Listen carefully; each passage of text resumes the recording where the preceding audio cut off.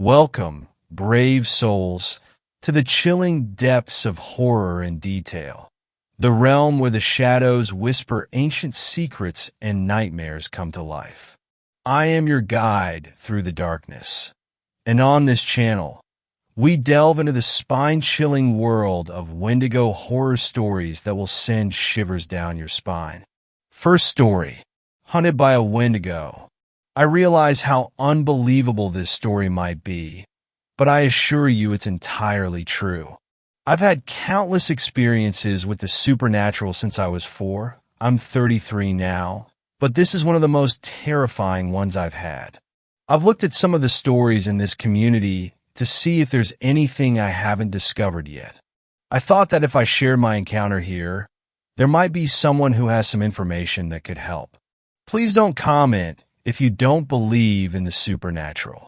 I've seen skeptics plastering their 2 cents on some posts. I'm looking for legitimate information. My questions are at the end of this. Thanks in advance. I had an experience with a Wendigo this fall in early October in northern Minnesota in a state forest, very close to, if not on, a reservation. I've always heard that speaking of them can draw them to you, but I hadn't thought of or listened to any Wendigo stories any time close to my encounter. I was staying with some very dear friends. I'll call them M and C, and they have a camper in their yard by the lake for guests to sleep in. I had walked down to the camper from the house with my miniature dachshund, Ebony, around midnight and found that I needed to set some things up, primarily the heater. By the time I was done getting everything in order, it was approximately 1:30. I never thought to lock the door because, really, I figured it's in the middle of the woods, so there was nothing to worry about. I was wrong. I had closed the curtains, thank God, and I was having trouble falling asleep because my anxiety was going mad.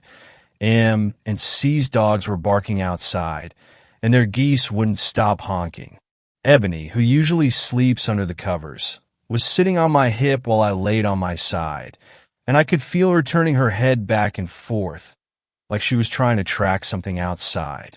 I tried tucking her under the blankets to calm her down, but she kept returning to her perch on my hip. I have no idea how long I laid there. I would say at least 40 minutes, when all of a sudden I heard M's voice outside the camper. "Anybody in there?" And what sounded like claws dragged down the side of the camper. I almost called back to her when I realized, number 1, she and C were both fast asleep by now, and number 2, M knew I was in there. She wouldn't ask if anybody was. Suddenly, I noticed everything had gone absolutely silent outside. The dogs and the birds had stopped carrying on. The gusts of wind had even stopped. It was the kind of silence you hear about in horror stories. How the woods go mute when something evil is in the area. Then another thought hit me. Ebony would be losing her sh*t and barking at the door if that had been anything human. She was frozen on my hip, dead quiet, shaking. I didn't dare to move, but I was really starting to have to pee, and I remembered that I hadn't locked the door.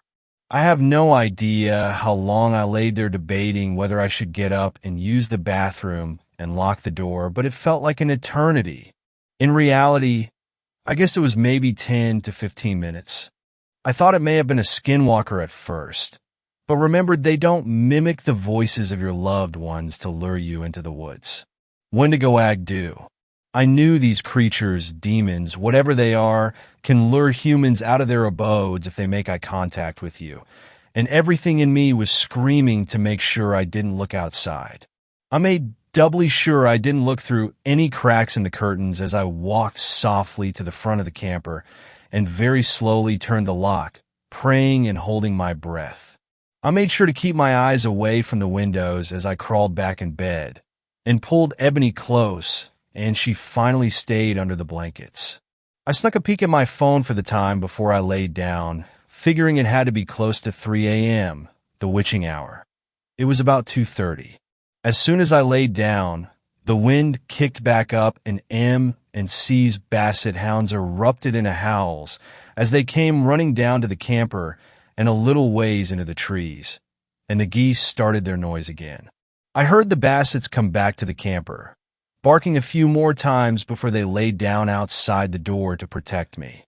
I didn't get out of bed again that night. I told Em and see what had happened the next morning. I think I was hoping Em would say she had come down to check on me and Ebony, but she confirmed what I already knew. They had gone to bed as soon as I had left the house. I said a prayer over their house, the camper, and all of us the following night, and had an uneventful night. Thank God. I also spoke with another guy who's familiar with the supernatural to see if he knew any more about Wendigo Act. I'm not sure how accurate the information he gave me was, or if it's reliable at all, but when I asked him why Ebony hadn't made a peep, I had assumed it was because she was absolutely petrified. He said a Wendigo can control animals to keep them from alerting their owners about its presence. He also told me one. They can't enter houses that aren't made of wood directly from the forest they're hunting in, tents and campers included, because they consist of man-made materials. 2. A lock is useless. They can unlock and open a door so they can try to lure you outside. And 3. They typically stay in the woods, but they will come into a smaller town and never into a city. I had never heard of any of what he told me before. So again, I can't speak for accuracy, but I also haven't researched the claims either. He also advised me never to go outside to pee at night if I ever go camping, and to bring a bucket or something to use, and to make sure that I always close tent flaps and curtains before falling asleep. He said if the flaps are open so you can see outside, the Wendigo can make eye contact with you and draw you out. After leaving M and C's to go to my father's house for a few days, I had the distinct feeling of being watched when I took Ebony outside after dark. My father lives 3 hours away from M and C, but his house is in the country. I told myself it was only the fear from the experience and what I know about the Wendigo triggering an overactive imagination. I never heard anything, and I watched Ebony's behavior very closely, and she didn't act like she had in the camper. I'm moving back to that area from Canada, and this experience has been weighing heavily on my mind. I've been trying to find any information about warding them off, or if they have a home hunting range like cougars do, or if they move on from a region. My prayers did work the second night, so I figure I can pray over the property. I also have holy water that I can use, since the Wendigo is an evil spirit that possesses people or physically manifests. Frustratingly, a majority of what comes up in searches is utter garbage like Wikipedia. Does anyone know if a Wendigo stays in one area? Are my concerns about it coming back when I get moved into my cabin warranted? Or am I worrying excessively? Second story.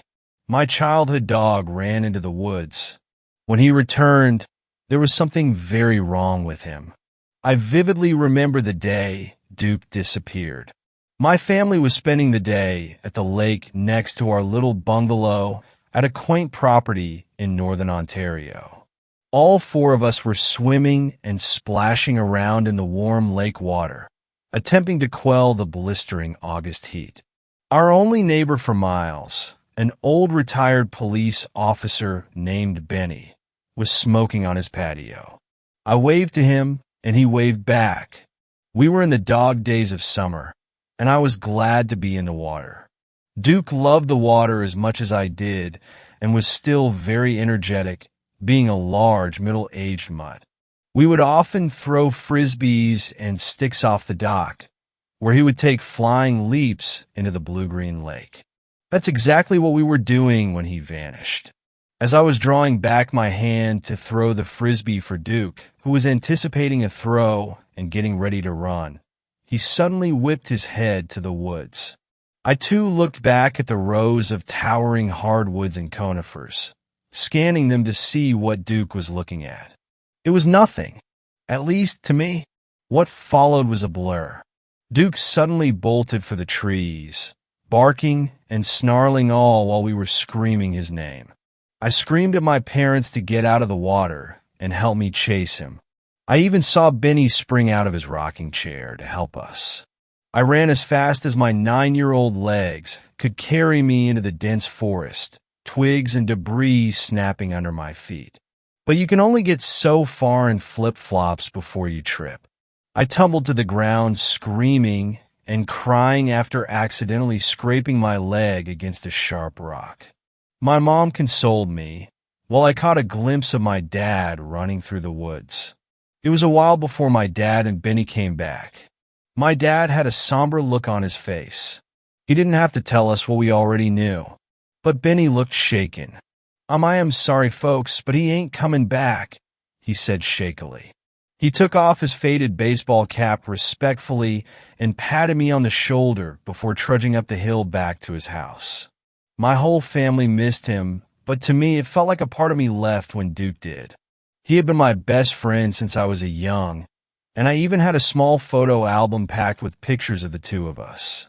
For a while, every night before bed, I would sift through the laminated pages of the photo album, reminiscing about good times and praying that someday he would come back to us. Deep down, I knew he wouldn't.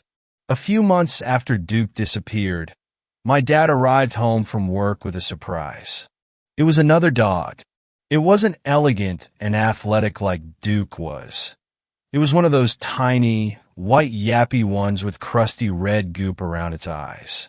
My parents fell in love with it. Princess, they called her. But I didn't. I simply referred to her as the dog. I was bitter, so bitter because I'd interpreted my dad's gesture of kindness as his own confirmation of Duke's absence. In time, I did grow to tolerate her. I had to admit, she was good company, and it was cute when she curled up by my feet. Life was going normally for us until Duke came back. It had almost been a year since Duke had disappeared. On this particular day, we were all cooped up inside, courtesy of the rain. I was engulfed in my book when suddenly I heard a bark. Not a high-pitched yap, but a deep, booming bark. I put down my book and rushed to the back door where I had heard it, Princess scuttling at my heels. When I peeked through the window, I nearly fell over. It was Duke. Somehow. By this time, my parents had arrived. My mom rushed past me and whirled the door open, while my dad and I hung back, mouths agape. As my mom hugged Duke, I couldn't help but notice something off. I'd spent countless hours spending time with him and sleepless nights poring over photo albums. I'd familiarized myself with every spot, marking, and quirk of Duke's fur. One of his most striking features was a black spot over his left eye which had appeared in almost every one of the photos. But standing here was Duke, his eye spot was now on his right eye. As a matter of fact, his whole pelt seemed to have been flipped. He was missing his collar, and he was skinnier than we'd last seen him, but it was him all right. Well, that's what I'd thought. The first red flag was how Princess reacted to Duke.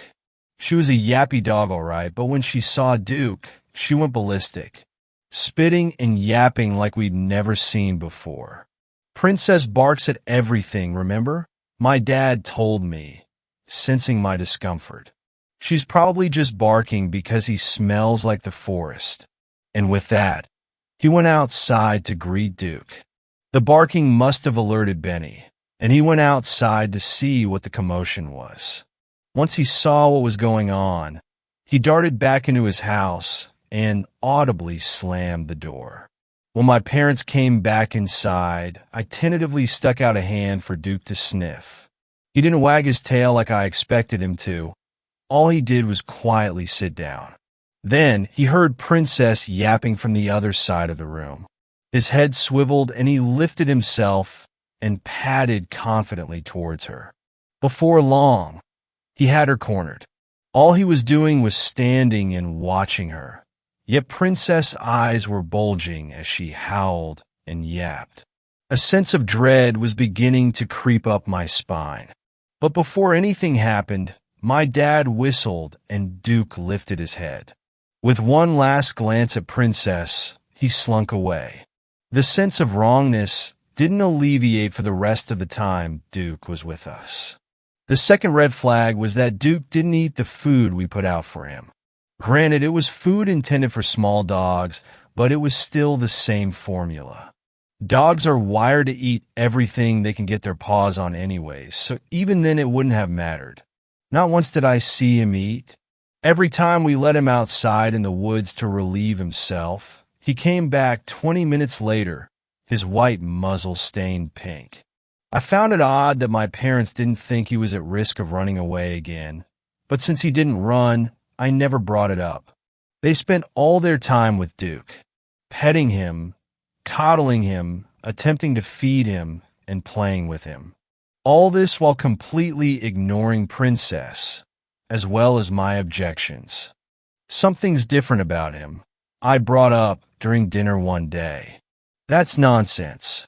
What are you talking about? Said my dad. He's good, OL, Duke. He looked at the dog as if searching for approval. We ate the rest of dinner in silence. As the summer went on, Duke seemed to gain more and more influence over my family. At this point, it was just me taking care of Princess. It was up to me to feed, walk, and take care of her now, as my parents had completely neglected her. This dog wasn't the Duke I used to know. Every time he walked into the same room that Princess was in, she would scuttle away in fear and into my arms. I took to always being in the same room as Princess, just as a precaution. From what I didn't want to admit, but deep down I think I knew. One day, Benny approached me while I was walking Princess. "You doing okay, kid?" I trailed off. Benny bent down to meet my height, his friendly blue eyes clouded with concern. "Be careful, kid. If you need any help, I'm right up here." Without another word, he turned and walked back into his house. When I came back from the walk, my mom announced that we were going to the store. Dad had figured out that Duke liked raw meat, and we had run out of it. As a matter of fact, we had run out of all other food in the house. But of course, in order to enter the grocery store, we needed to leave the dogs alone. I wanted to stay home and look after Princess, but my mom wasn't having it. "I don't know why you always insist on being around that dog," said my mom. "It's not healthy." "Look who's talking," I muttered. "We're going to buy a bunch of raw meat for a dumb dog." For that, she slapped me. Tears sprung from my eyes. "Don't you dare speak about Duke that way," she huffed. "Get in the car." Without another word, I did as she said and got in, leaving Princess behind with the dog. Asterisk, asterisk, asterisk. I couldn't stop thinking about Princess as my parents cleared out the raw meat section. The drive home was nerve-wracking, and the walk up the driveway to our cottage was dreadful. I could hear the whimpering even before the door was open. Hard in my throat, I whirled the door open and screamed. Princess was under the kitchen table, leg bleeding profusely. No, it was gone. One of her legs was just gone. Curled up on the carpet was Duke, muzzle stained red. The rest of my family walked in. "Oh, the mess you've made. Bad dog," my mom said as she scolded Princess. She gave a pathetic whimper in response. This was my breaking point. "Stop," I wailed. "Are you guys blind? He tried to kill her. She needs to go to the vet." Yeah. "Duke, I have a snack for you." His ears shot up as my dad ripped open a package of ground beef. My stomach growled. I hadn't eaten all day, and the only food we'd bought was meat for Duke. I was livid. This damn dog was taking them over. I didn't feel safe anymore. "I'm leaving," I announced. "I'm taking Princess with me." Tears were streaming down my face, even as no one acknowledged me. I packed a few belongings and grabbed a towel to wrap Princess in. I remembered what Benny had said to me earlier that day, and I knew what I had to do. As I trudged down the dirt trail to Benny's house, thoughts collided into each other in my mind. Why were my parents ignoring me so much? Why didn't they care about Princess? Did they even love me anymore? The last one made me cry even harder. I reached the faded red door of Benny's house and knocked. He appeared a moment later, and when he saw me holding Princess with tears streaming down my face, his breath hitched. I knew this would happen. He muttered gravely under his breath. "Get in my truck, kid. We'll go get your dog some help." He unlocked his truck, and without another word, and I climbed silently into the back seat. I watched the cloud-dotted sky turn into pale shades of pink and purple as we sped down the bumpy road. After a while, we arrived at a small house, which seemed to have been converted into a veterinarian clinic. Benny took Princess in his arms and rushed in, yelling for help. I followed along slowly and sat down in the waiting room, sad and defeated but too tired to cry even more. After a lot of frantic pleading, Princess was to receive emergency care. A woman in a teal veterinarian's uniform carried her away. I sprung out of my seat. "Let me go with her," I begged. Benny guided me away. "She's going to get help now, kid. It's in God's hands now." I plopped back down and curled into a ball. Benny patted me on the back. A somber silence had appeared between us, when I broke it by asking Benny something that I hadn't gotten the chance to before. "Benny, MHM, what did you mean when you said that you knew this would happen?" He tensed up. A guarded look crossed his face, then one of guilt. He exhaled a melancholy sigh. "Well, you see, kid, you know why I live alone?" he asked. I shook my head. "Well, I had family too once. Marjorie. And my son, James." A sad look crossed his face. "You remind me of him. We had a dog too. A beautiful pointer. Named Max. James loved him. So, he was all torn up when he went running away. But one day, about a year later, we find him standing at the front door. Something's wrong in those woods. It changed Max. He wouldn't eat the dog food we got him. Only raw meat. James was happy to see him, but Marge was happier. I found it strange because the night I'd brought Max home from the pound, she yelled at me like she never had before. Benny chuckled wistfully to himself. "Well, since I was busy patrolling all day and night, I didn't notice it as much as I should have." James kept missing school, and I noticed he was thinner. I told Marge that she had to take care of her son, but all she did all day was spend time with the dog. I tried to do the best I could, but I was a terrible dad and a terrible husband. I should have helped my wife. I should have protected James. He exhaled. "I'm sorry," I said quietly, not knowing what else to say. Benny shook his head. "I ain't finished yet. You see, one day me and my partner get a call. Some neighbors had called about a disturbance at my address. My partner was in the driver's seat, and I was the first one to get out of the car. When I walked in the house, I saw my boy in the middle of the kitchen, dead. The dog was eating him. Instinctively, I shot the dog. That's when Marge turned around with a knife. She lunged at me, and I shot the fatal blow. All 3 members of my family, dead in one night. My mouth was wide, and the full weight of his words weighed heavy on me.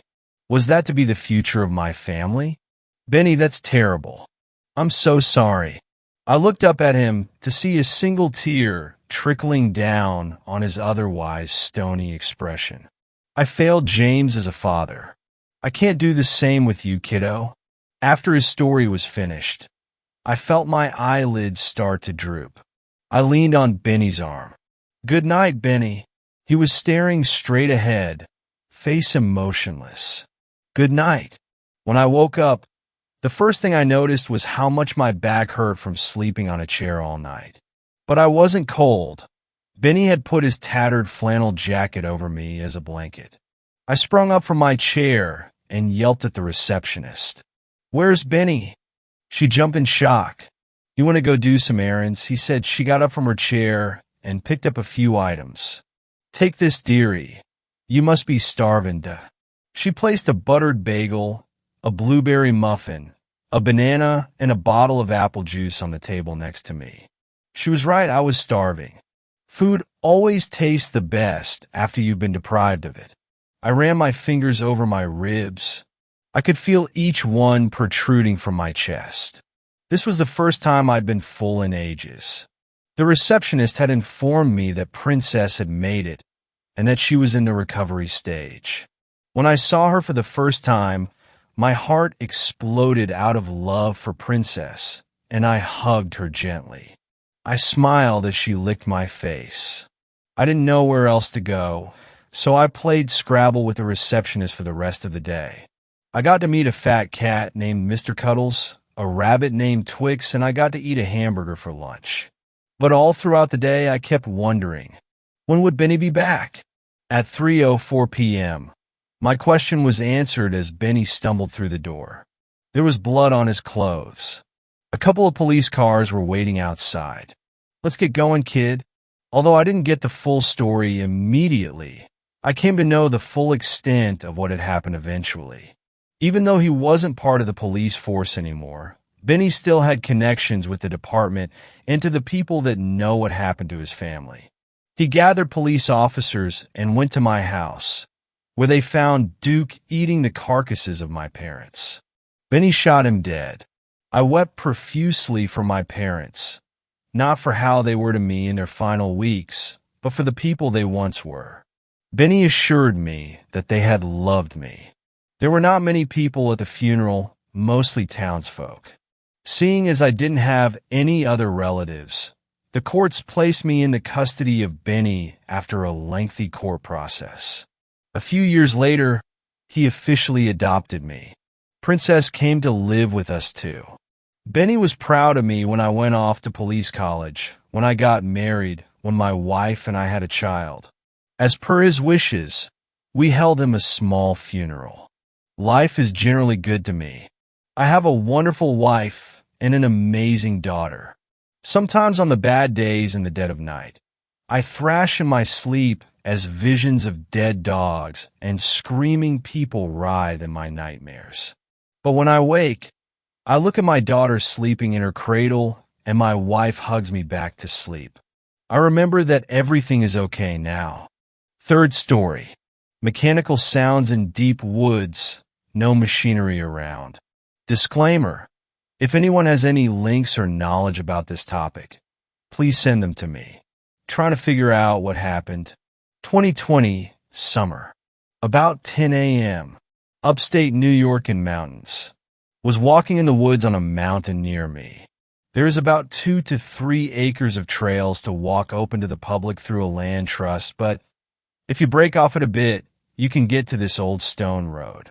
Not supposed to, but again, deep woods. Who's going to stop me? The old road is either an old mining road or an old railroad that was ripped up, no tracks, but quite a few iron spikes. I had cleared the land trust trails that you were allowed to walk on, skipped through some highly dense woods to get to the sandy-type stone road. Sometimes you see others on this trail, joggers/ATVs. I'd say of the 50 or so trips I took out there, I've seen people on that road 3 times. Once a group of joggers like myself, twice ATVs. When I entered the trail, nothing seemed off. I began walking down the trail. The stone trail, not the public one. Everything seemed fine. It was just a bit more noisy than usual, but a noise I've never heard before. It was a noise I can't actually describe that well. The best description I can come up with is that it sounded like a machine mimicking an animal, but not just one animal, like it was trying to mimic a bunch all at once. It was mimicking the bees, the birds, everything, but very poorly. You couldn't listen to one sound and say, this is that animal. It was as if it was all sounds all at once, but a mimic of those sounds. There was an aspect to the sound that just wasn't right. It's so hard to explain, but do you remember those videos with AI voices that flooded YouTube? They don't sound human, but they're definitely speaking English. That's what these sounds were. They clearly weren't the actual animal, but were speaking like them. At first, it was at the decibel of a slightly talkative restaurant. Not so loud that you really notice. In fact, I didn't really notice at first. Then it started getting louder. About 100 to 300 meters down the road is when I first truly noticed it and got goosebumps. But I'm a dude and I'm not superstitious, so I kept going. A really dumb dude, because I didn't bring any mace or weapon, and that area has both bears and mountain lions. It began to get louder. It went from the sound level of people talking quietly in a restaurant to a noisy, busy restaurant, but making those mechanical animal sounds, not people speaking. At this point, I actually stop walking and look around. The hairs all over my body stand up. You know the feeling, the one that's way past goosebumps. The feeling you get as a child when you just know there is something you can't see in the closet. The kind that makes you want to cover your head with a blanket and tuck your feet so the monsters can't grab them. Well, because it was a feeling I got as a child, I said to myself, "You're being paranoid," but I stopped and turned around to make sure nobody was behind me. I see something black and fuzzy about 20 feet behind me laying in the grass. It was a baby cat, probably bobcat, but can't be sure. Got close enough to see it was a kitten before it ran off. I see it, acknowledge it, and then turn back around and keep heading deeper into the woods. Now though, every single step I take, the sound is getting louder, and not only that, but now it's as if it's all around me. I got an intense feeling of being watched. Not by a baby bobcat. No, this felt like I was being hunted. Like something was watching me with evil eyes. This is going to sound absolutely insane, but I kept getting this image of a Native American man flashing in my mind. I kept looking into the woods expecting to see him watching me. Not as they exist now, no. The flash in my mind was as if it was one from a very long time ago. You know, now that I actually think about it, and I've only just put two and two together, there is some sort of memorial up there for a group of Indians, but it's all the way back on the area you're allowed to walk. The land trust section. Not where I was. Anyway, I got the feeling this Indian was watching me. He wasn't mad at me. He wasn't happy with me. He wasn't feeling any type of way about me. I kept getting the feeling that he was watching me intently. Despite this, I kept going. I said to myself, "You're being crazy. There is nobody there." Very shortly after this, like maybe 10 more steps, and I couldn't go on, I had to turn back. My entire body was shaking, and I was scared in the way a man gets scared. I didn't scream. I didn't run. I just said, "Okay, I'm leaving." The sounds persisted the entire way back, but on the way back, I see a branch 5 to 6 feet long laying across the road I just came from. This branch wasn't there when I first went down the trail. I second-guessed myself.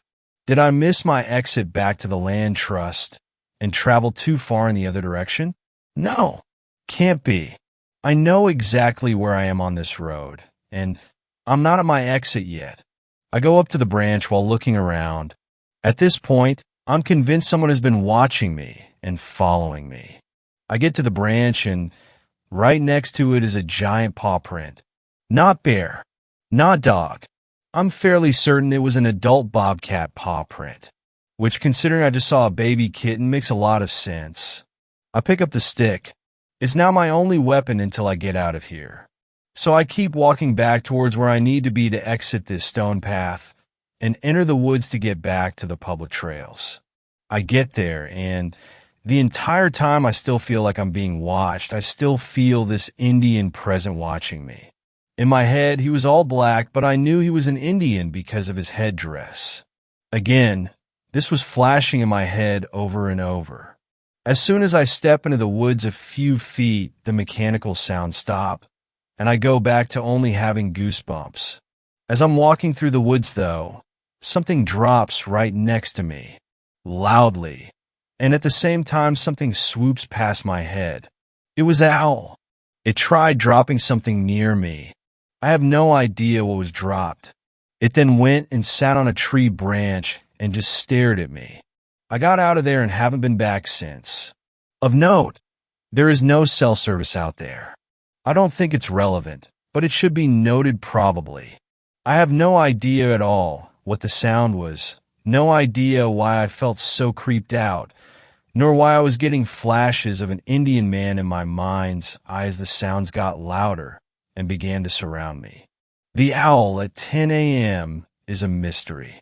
No idea why an owl is awake at that time. I thought they were nocturnal, and I have no idea why it tried to drop something on me exactly at the moment the sound stopped as I entered the woods again off the old dirt and stone road. The Indian, the owl, the bobcat. None of these things made me think I should turn around. It was that sound that did it. It hit me in an instinctual place. I felt like I was being watched and in danger. Almost like this thing was closing in on me. I don't advise anyone to go looking, but not because of this experience. There's a very bad dude that lives nearby. He's caretaker to the land trust, and he tried luring me into his home one day. That's a completely different story, but that's why I'm not giving the location. Dude was a serial killer, and he even had that charm, where you know it's a bad idea, but everything in my brain said, oh yeah, perfectly reasonable to go with this man into his home that I don't know. What really gave away this guy's intention was when the original lure didn't work, and I began looking around his property behind him at all the cars with different license plates. He tried using a different lure to get me inside. When I didn't respond, he got this confused look in his eyes and began trying even harder. His issue is that I'm antisocial and on the spectrum, and had read about psychopaths and their charm. The second I felt like it was a good idea, like a fly to a light, I snapped out of it because I recognized what it was. I don't have proof that he was going to do it, but the circumstantial evidence is there. So even if you do perchance discover the land trust I'm discussing, at the very least, stay away from the old man in the home to the left. If you are at the right land trust, you'll know which. The home that has a bunch of cars under a group of trees with the license plates still on them from different states, and art in the yard. To the left of the entrance at the end of the road you take to get to the land trust. All of the above is true. If you want to dismiss it, fine, but actually what I'm really looking for is answers about that mechanical animal sound. I don't think the rest matters unless one of you goes out there. And in that case, I'm being sincere with you. Stay away from the old man. Unless he's dead, then you're good to go. Fourth story. I think I encountered a Wendigo. My wife and I have been running the rat race for years with a family, a house in the city, 2 dogs, a cat, the stereotypical American dream. But the city took its toll, the neighborhood got worse, the crime rose, and we found ourselves looking for a way out. Our opportunity came when I was offered a new job out of state. It was a great career move, but we didn't want to move to a new city just to have the same problems again. So we started looking around and found a great mountain community about an hour and a half from the job and a great ranch-style house with a big back porch, windows everywhere, and a lot of property. The backyard has a big grassy area and a creek that cuts the property in half, then acres of woods beyond. It's huge. The house is more than twice the size of our house in the city. It's all updated and has no neighbors within a mile. It's a radical change from the life we lived in the city, but best of all, it was less than half of what we were paying for our old house. The house was a foreclosure, and when we asked the listing agent about it, she simply said the old family had abandoned the property. We really didn't think anything of it. The first 3 months were uneventful, with us settling into our new life, the kids getting used to the new school and new friends, and most of all, us getting used to the big house and property. But then the weather turned cold, and things started to get weird on the property. It started with noises from the back property, things we chalked up to being in the woods. Then the motion lights around the house started going off randomly. Once again, we just chalked it up to being in the woods. But last night, it all changed. Last night was the most terrifying night of my life. One of the dogs was at the back door whining and scratching. I assumed he needed to go to the bathroom, so I grabbed my flashlight and walked out the back door. Instantly, something fell off. The dog bolted for the back property, growling and snarling. It was a cold night, about 30 degrees, but the dog plunged straight into the creek and out the other bank, running off into the woods in the back of the property. Flashlight bouncing, I ran after him, calling his name. I got to the creek and made my way across the makeshift bridge, trying desperately to follow him. I could hear the dog still growling and barking from somewhere up ahead, and I pushed further away from the safety of the house and deeper into the woods. That's when I heard it, a shriek like I've never heard before in my life. It was a mix of a moaning wail and metal on metal. It echoed through the trees and froze me in my tracks. My dog bounded its way back to me and cowered down behind me. I turned around and could just make out the warm glow of the house behind me and the cold dark ahead of me. I swung my flashlight around wildly, looking for the source of the noise. And that's when I heard an even more terrifying noise. Out of the cold silence, my wife's voice floated all around me. "Babe," the voice called out. I whipped back around and could just barely make out the image of my wife, safely inside our house. The voice called out again. "Babe, I'm right here," came the voice from deeper into the woods. Then came another voice, just as clear as the other. It was my dad's voice. "Come out here," it called. I swung the flashlight around again, and this time caught the briefest glint of light bouncing off of eyes. The creature was in my beam of light for barely a second, but it was tall, maybe 6 feet, and ashen white. It had long, spindly fingers that grasped the trunk of a pine tree, and then it was gone. I turned back and ran towards the house. I ran headlong into the icy creek and stumbled. My dog ran past me, making it back to the yard and up to the porch. I dug my hands into the freezing, muddy bank and pulled myself out, not stopping to look back. When I reached the porch, I scrambled inside. My wife ran over to me, asking what had happened. I just shook my head. I'm not certain myself what happened. I had a growing sense of dread tonight as the sun began to fall. We kept the dogs inside, and I haven't dared to look out the back. But as I sit here typing, one by one, my motion lights in the backyard keep going on. 5th story. I found a body in the woods. I shouldn't have brought it home. It was the last day of fall, the very last brown leaves rattling on the oaks lining the back hill. I'd been out fixing a spot where the fire road had started to fall away.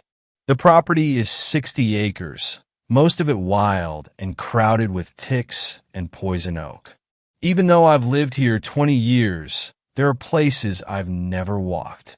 When I bought the land, I heard there was a spring somewhere up the mountain where the deer gather, but I've never seen it. As you might guess, I lived way the hell out of town, past the point where even the main roads turn to gravel, and then to dirt. Never once have I seen another person here, unless I invited them, and I didn't hand out too many invitations. I was just finishing up work when I spotted something strange in the nearby brush. A flash of orange. At first, I thought it might be a fallen leaf, still holding on to its last bits of color. But as I looked closer, I saw it was bigger, a hunting vest. I called out a hello and got no response. I cursed and spat, wishing I'd brought my shotgun. It wouldn't have been impossible for some lost hiker on the PCT to end up here, or some drifter wandering for miles out of town. I called out again and was met with silence. The cold wind rattled the leaves. I could tell snow was on the way. I could have left it there, of course, but it was my land after all. Slowly, I approached the orange thing. Then, as I reached it, I almost gagged. What I found was a body, fully intact except for the head, which was missing. There was no pool of blood, though. Stupidly, I bent closer and saw something that made me gag. Where there should have been a bloody stump, I instead found smooth skin covering the entirety of the severed neck. It was as if the body had been born headless with clean, unscarred skin covering the top of the neck where the head would normally go. The first snowflakes of winter began to fall against my back as I tried to figure out what to make of this impossible corpse. I had no way of knowing how long it had been there. It seemed fresh, maybe due to the cold weather. The hands were cool to the touch, pale and drained of blood, but they didn't show any signs of rot. Oddly, though, when I rolled up the sleeve, the skin looked slightly darker than the hand, almost like they belonged to two different people. I turned the boldly slightly to look at the other arm. It was yet another color, none of it matching. I told myself maybe it was a weird tan. Maybe he'd been wearing gloves at some point or a one-sleeve shirt. Maybe he'd had some kind of illness. I could have left the body there, but that would likely mean leaving it for the duration of the winter, 3 or 4 months under a few feet of snow. And who knows what condition it would be in when that time was over. I probably should have called the county sheriff, but there were a few plants on my land I didn't want him to see, not to mention some code violations. Finally, I decided that I'd be best off bringing the thing back to the house and disposing of it later, probably dumping it in a park somewhere so that it could be discovered by somebody else. With some effort, I hauled the body over to a cart I'd hooked onto my four-wheeler. Then I hauled ass back to the main house before the snow started to stick. I had an uninsulated basement attached to the house, only accessible by a single staircase through the kitchen. It mostly kept the pests out and was good for storing some tools and a few dry goods. I dragged the body into there for the night, where it could stay cold but would be protected from the elements, not to mention the bears. Then I washed up and heated up a can of red beans on my cook stove before settling in to watch the news. The sick thought occurred to me that this was my first time having company in a few years. Maybe an hour passed and I got to drinking. Then, as I was heading to the kitchen for another beer, I thought I heard something. A little thump, followed by a kind of dragging sound. Of course, being out in the woods, animals were jumping on the roof all the time, but this sound had come from below. And if I'm being honest, seeing the body had set me a little on edge, even if I didn't want to admit it. I picked up my shotgun and walked slowly to the basement door, trying not to make a sound. I was trying to breathe slow, like in those yoga videos they advertise on the Home Shopping Network. Peering down the stairs, I could barely see the body's 2 feet near the bottom of the stairs. Except that I could have sworn I left the body clear down at the other side of the room. "Hello!" I called down into the darkness. "Hello!" There was no response, of course, so I shut the door and started back toward the living room. Outside, the snow was falling harder now, piling up on the dirt road. By morning, I'd be here for the duration, on my own until the March thaw. The sun began to slip over the far mountains, throwing a shadow over everything, almost like night. Before I could sit back down again, I heard another thump, and then another. I walked back to the door, but something in me refused to open it this time. Instead, I locked it. As I did, I heard a few more thumps, each one growing closer. And then the handle began to rattle. I took a step back, and then another as the rattling began to grow more urgent. "Go away!" I shouted. "Get!" But whatever it was didn't listen. Loud kicks began to sound from the bottom of the door, where the wood was beginning to buckle and splinter. I leveled my gun at the door and fired. Then I heard several thumps as something fell down the stairs. For a moment, I just stood there. I definitely wasn't doing any yoga breathing now. My heart was going so fast that it sent a tingle down my left arm. For a moment, everything was silent. My ears rang from the shotgun blast, and the air reeked of gunpowder. Then, I began to hear the thumps again. First one, then another as the thing made its way back up the stairs.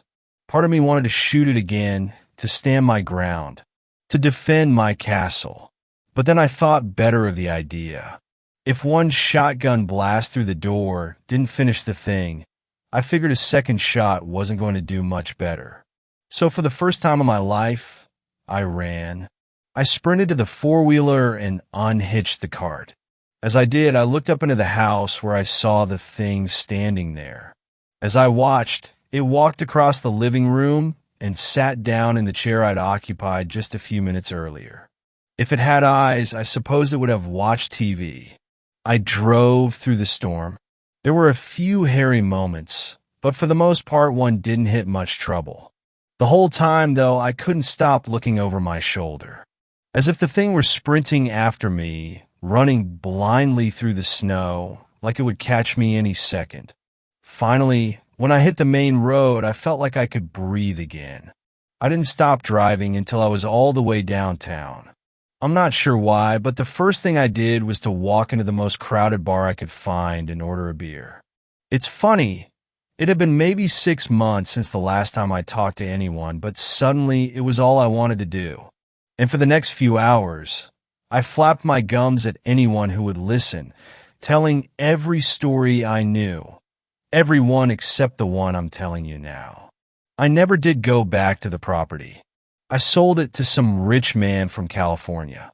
I heard he demolished my old cabin, put in some kind of metal and glass fortress. Maybe that'll keep him safe. As for me, I don't ever plan on living out there again, especially after what happened to my neighbor Kevin. See, a few nights after I left, the sheriff got a frantic call from Kevin's wife, who had been out of town. She'd just gotten back to her house during a break in the weather. When she did, she found her husband's body, except it was missing a head. According to the coroner, it had been ripped off its body. Of course, they said it was a bear. But what kind of bear just takes a head and leaves the rest of the kill untouched? Uneaten? I've got no idea what the thing wanted with a severed head. Maybe it was just jealous. Maybe it wanted to wear it like a hat. And then I remember the way those skin tones didn't match on the arms and hands. I wonder, maybe if the thing started as nothing at all. If it slowly put itself together out of all the lonely old men in the woods. All the guys like me that thought we didn't need anyone. At night, I imagine a lot of things. I imagine my own neck ripping at the seams. And then I have to force myself out of bed. I sprint out into the street, running and running until I see another human being. Desperate to talk to anyone, willing to do anything for a little company. Anything to not be alone.